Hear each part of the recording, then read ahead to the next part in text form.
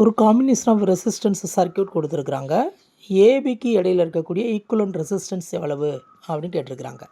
இந்த பி பகுதியில் மேலேயும் கீழேயும் இருக்கக்கூடிய ரெசிஸ்டன்ஸை கொஞ்சம் நாம் மாற்றி வரைஞ்சோம்னு சொன்னாக்க அது வந்து பார்த்திங்கனாக்கா ஏ பகுதியில் இருக்க மாதிரியே வரைய முடியும். அப்போ பார்த்திங்கனாக்கா ஏல இருந்து மேலேயும் கீழேயும் ஒரு ரெசிஸ்டன்ஸு, அதுமாதிரி பி சைட்லேயும் இருந்து பிரிஞ்சு மேலேயும் கீழேயும் ஒரு ரெசிஸ்டன்ஸு, இடையில் 2 ரெசிஸ்டன்ஸ் இருக்குது. அப்போ இந்த இது பார்க்குறதுக்கு பார்த்தீங்கன்னாக்கா வீட்ஸ்டோன் பிரிட்ஜ் மாதிரி ஆகிடும்.